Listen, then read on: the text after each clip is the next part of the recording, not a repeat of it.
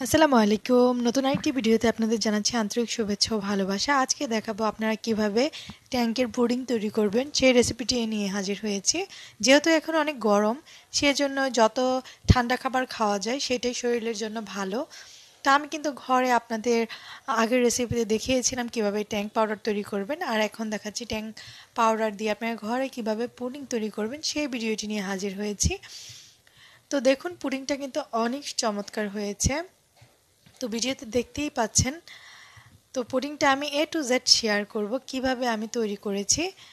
তো যেহেতু যারা নতুন আমার চ্যানেল দেখছেন তারা হয়তো বা ট্যাঙ্ক পাউডারটা নাও দেখতে পারেন, তো সেই জন্য আমি ট্যাঙ্ক পাউডার থেকে শুরু করে পুডিং পর্যন্ত সব A to Z দেখাচ্ছি। তো চলুন ভিডিওটা আমি শুরু করছি।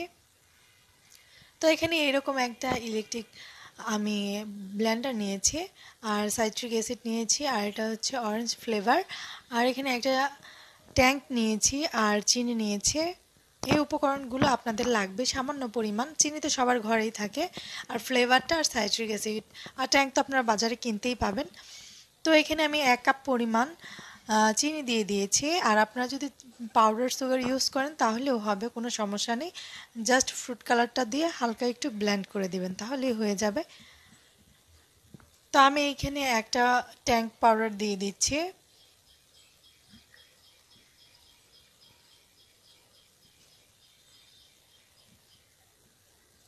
তো ট্যাঙ্ক পাউডার দেওয়ার মানে হচ্ছে এখানে ট্যাঙ্কের যে একটা ফ্লেভার সেটা আসবে।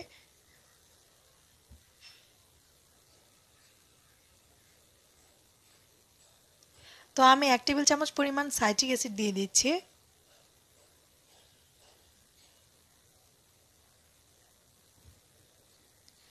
তো আমি একটু ফ্লেভার দিয়ে দিচ্ছি। এটা মূলত হচ্ছে অরেঞ্জ অরেঞ্জ পেস্ট। তো এটা ফ্লেভারেরও কাজ করে, আবার কালারেরও কাজ করবে।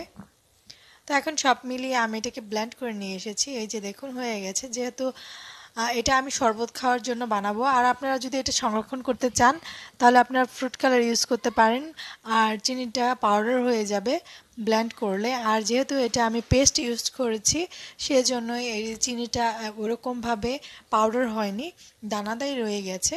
তো এখন আমি এটাকে ভালো করে একটু পানির সাহায্যে 1 কাপ পরিমাণ পানির সাহায্যে ভালো করে মিক্সড করে নিচ্ছি।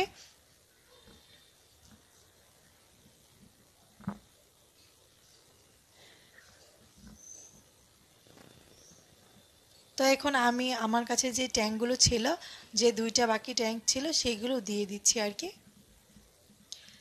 আসলে আমি মূলত এখানে ট্যাঙ্কটা ইউজ করছি কারণ ট্যাঙ্কের যেহেতু ফ্লেভার দিব সেই জন্যই আর কি। আপনারা যদি অরেঞ্জ পুডিং বানাতে চান তাহলে অরেঞ্জ ব্যবহার করতে পারেন, কমলা লেবু ব্যবহার করতে পারেন।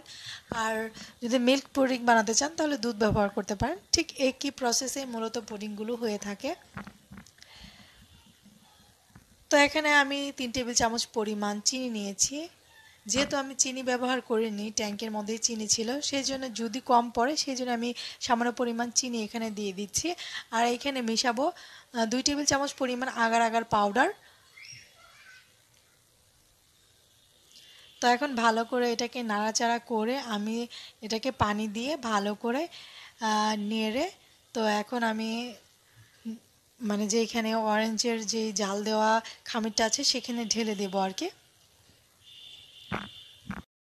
এখন এটাকে ঘন করে জাল দিতে হবে, কারণ যেহেতু আগার আগার দিয়েছি, তো সেই জন্য এটা কিন্তু ঘন হয়ে যাবে। অনবরত না নাড়লে এটা মানে নষ্ট হয়ে যাবে, সেই জন্য খুব ভালো করে নাড়তে হবে। তো এটাকে আমি 5 থেকে 10 মিনিটের মতো অনবরত নাড়তে থাকবো।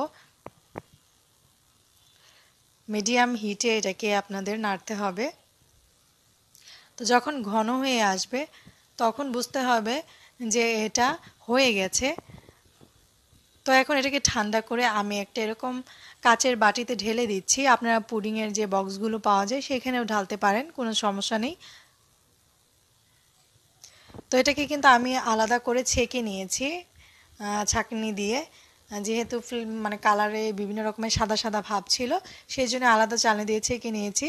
তো এটাকে আমি ফ্রিজে রেখেছিলাম প্রায় 1 ঘন্টার মতো। তো এখন আমি নামিয়ে এটাকে আপনাদের সামনে শো করছি, যে দেখুন কত সুন্দর হয়।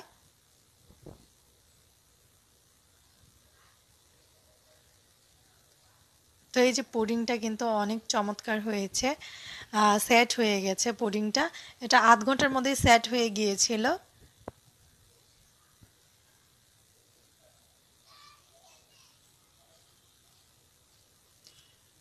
তো এই যে আমি এটাকে নামিয়ে নিয়েছি, এখন আপনাদের কেটে দেখাচ্ছি কতটা সুন্দর হয়েছে। আর ভিডিওর শুরুতে আপনারা দেখেছেনই এটা অনেক সুন্দর হয়েছে। আপনারা বাসায় এভাবে ট্রাই করতে পারেন গরমের সময়, ঠান্ডা অনেক এটা খুব ভালো লাগবে যদি এটা বাসায় তৈরি করে রাখেন। যারা মানে ঘরের বাইরে কাজ করে, অফিসে কাজ করে, তারা যদি বাসায় এসে ক্লান্তির পর এই জিনিসটা খায় তাদের তৃপ্তি হয়ে যাবে। তো অবশ্যই বাসায় এটা ট্রাই করবেন, ট্রাই করে আমাকে কমেন্ট করে জানাবেন কেমন হয়েছে। এই ফ্লেভারটা কিন্তু অনেক ভালো লাগে এই পুডিংটা। তো ভিডিওটা আর লম্বা করব না, এই পর্যন্তই। সবাই ভালো থাকবেন, সুস্থ থাকবেন, অবশ্যই আমার চ্যানেলটাকে সাবস্ক্রাইব করে পাশে থাকবেন। আল্লাহ হাফেজ, আসসালামু আলাইকুম।